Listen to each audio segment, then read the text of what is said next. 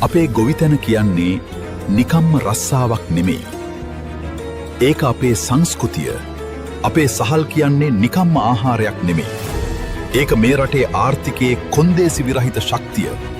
එක යායක්, එක කළමනාකරණයක්, එකම අරමුණකට පෙළ ගැසුණු මහා යායක්. සූදානම්ද එකම දවසක වපුරන්න, එකම කළමනාකරණයකින් පාලනය වෙන්න, නවීන ගොවි ව්‍යවසායකයෙක් වෙන්න ඔබ සූදානම්ද? අපේ ඉලක්කය පැහැදිලි. සහලින් ස්වයං පෝෂිත වීම විතරක් නෙමෙයි. මේක අපේ දේශයේ පැවැත්මේ අරගලයයි.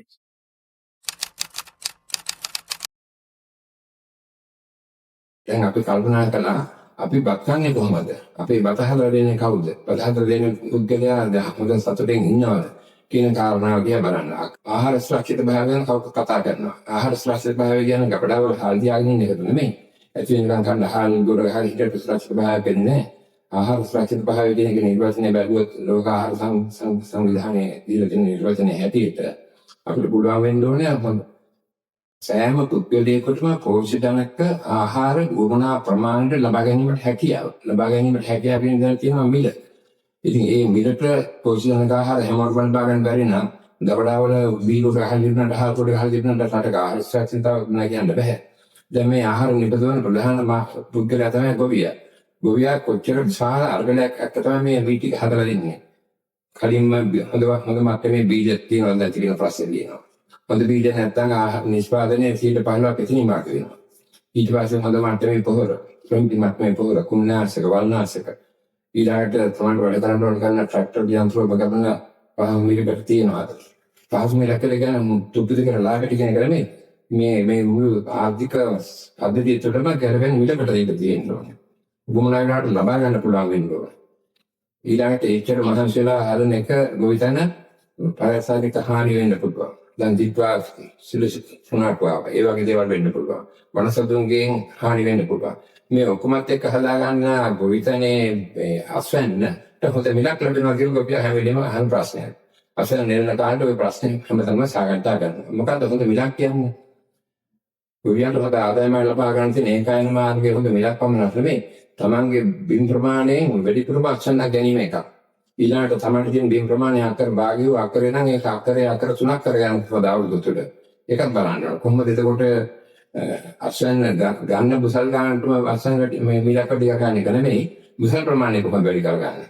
ඒක කරන්න පුළුවන්. ලංකාවේ පටන් ගන්න කාලේ ඉඳන් පස්සේ අපිට තිබුණේ අක්කරයකට බුසල් 30 විතර අක්ෂණ. දැන් ඒක වැඩි වෙලා තුන 100කට විතර. දැන් මේ ඔකගේ මේ අනුකට අපිට තියෙන ප්‍රධාන බාධාවක් තමයි කොහොමද මේ ගොවියට මේ ප්‍රතිඵල ලබා දෙන්න අපි අඩවිතු කරන්නේ. අපි වවලා තියෙන කුඹුරු ඉඩම් ප්‍රමාණය 64%කට තියෙන අකර භාගයකට වඩා අඩු. අකරයකට වඩා ප්‍රමාණය තමයි 64%කට තියෙන්නේ. මේ පද්ධතිය තුළ අපි අස්වැන්න වැඩි කරගැනීමේ සහ යාන්ත්‍රීකරණය කිරීමේ වැඩපිළිවෙලට යන්න තියෙන බාධා ගොඩක් තියෙනවා. ඉතින් ඒකට විසඳුමක් හැටියට අපි ඉදිරිපත් කරනවා එක යායක් එක කළමනාකරණයක් කියන වැඩසටහනක්. දැන් මේ වැඩසටහන ගැන සාකච්ඡා කරන්න අපිත් එක්ක මෙතන ඉන්න ප්‍රියන්ත මහත්මයා, ප්‍රියන්ත මහත්මයා රාජ්‍ය නිලධාරියෙක්, ඒ වගේම අම්පාර දිස්ත්‍රික්කයේ ගොවිතැන් කටයුතු වලදීලා ගොවිතැන දන්න තමන් දෙමව්පියන්ගේ කණේදල ගොවිතැන යෙදලා තියෙන ඒ කුඹුරුල කරන දෙන හැමදාම කරලා තියෙන අත්දැකීමකුත් තියෙනවා. රාජ්‍ය නිලධාරියේ පද්ධතිය තුළ තියෙන අත්දැකීමක් තියෙනවා. ඒ නිසා මම හිතන්නේ අපිට මොකක්ම ආශිර්වාදයක් ප්‍රියන්ත මහත්මයාට සහභාගී වෙලා ඉන්නේ.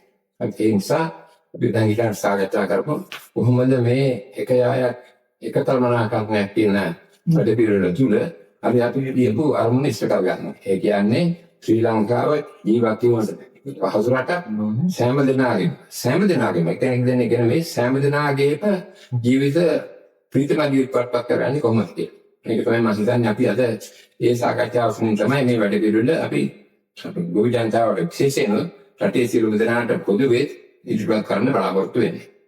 ඔව්. ඒ කාරණේට මම මේජර් ප්‍රශ්න කරනවා. දැනට අපේ රටේ බොහෝ විට කුඹුරු කරන ප්‍රදේශවල තියෙන්නේ කුඩා බිම් කඩවල්. මෙන්න මේ ටික වරින් වර තමයි ගොවි මහතුරු වගා කරන්නේ.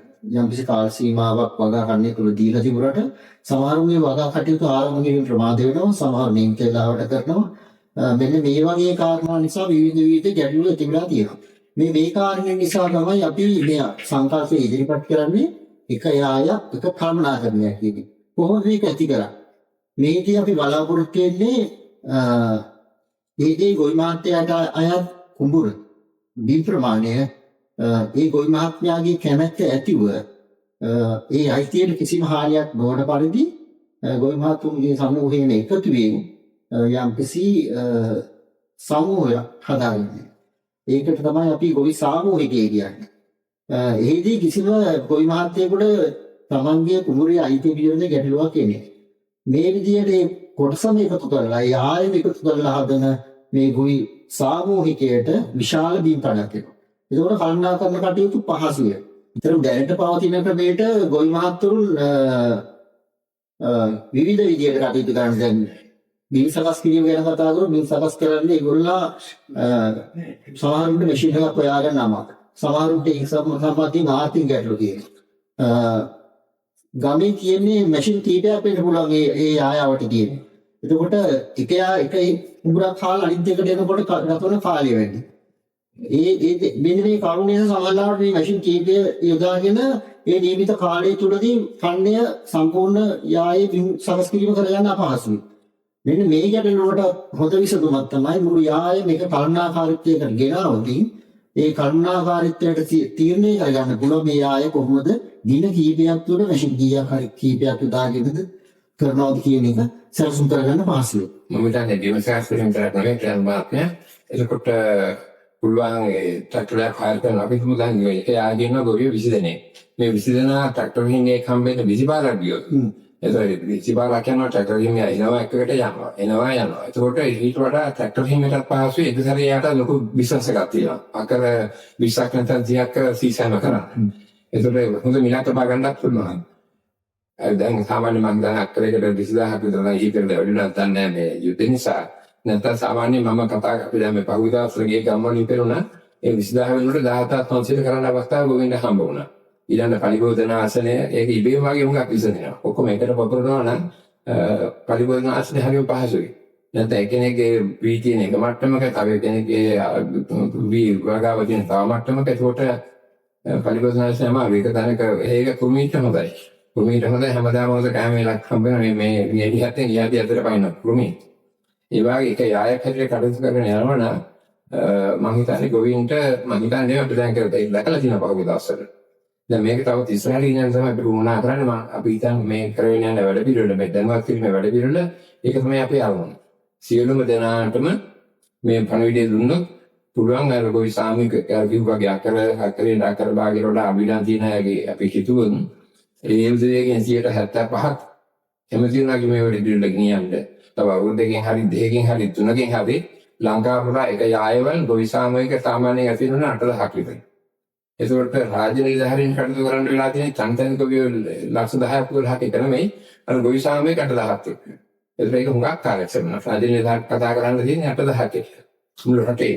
නැත්නම් කතා කරන්න ඕන ගොවීන් ලක්ෂ 10ක් 12ක් එක්ක. ඒකට විශාල ඉස්ලියක් ඇති වෙනවා. රාජ්‍ය නිලධාරීන් අපහසුයි ගොවීන්ටත් පහසුයි.